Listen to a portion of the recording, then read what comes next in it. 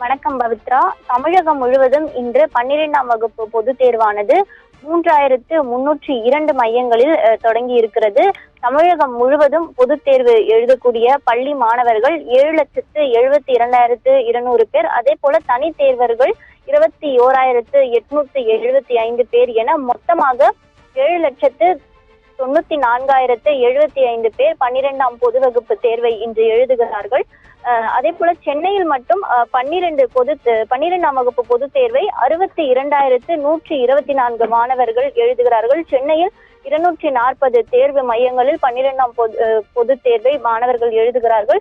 தேர்வு அறை கண்காணிப்பாளர்கள் 43,200 பேர் மற்றும் பறக்கும் படை உறுப்பினர்கள் உள்ளிட்ட 60,000 பேர் நடைபெறக்கூடிய பொதுத் தேர்வில் பாதுகாப்பு பணியில் ஈடுபட இருக்கிறார்கள்.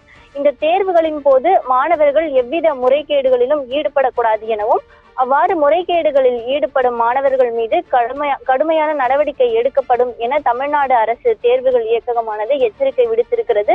தற்பொழுது 12ஆம் வகுப்பு பொதுத் தேர்வானது தமிழகம் முழுவதும் இருக்கக்கூடிய அனைத்து தேர்வு மையங்களிலும் தொடங்கி இருக்கிறது. மாணவர்கள் 10 மணிக்கு முன்னதாகவே தேர்வு மையங்களுக்குள் அனுமதிக்கப்பட்டனர். சரியாக 10 மணிக்கு மாணவர்களிடம் அந்த வினாத்தாளானது கொடுக்கப்பட்டு 10:15 மணிக்கு எழுத்து தேர்வானது தொடங்க இருக்கிறது.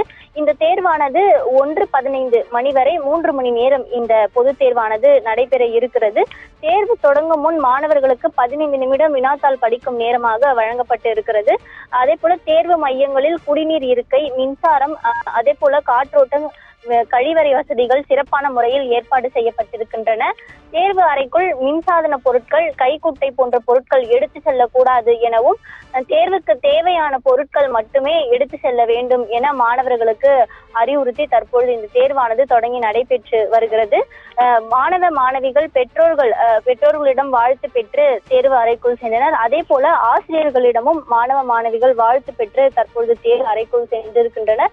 இன்று தொடங்கி இருக்கக்கூடிய தமிழ் பாடத்துடன் 12ஆம் வகுப்பு பொதுத் தேர்வானது தொடங்கி இருக்கிறது.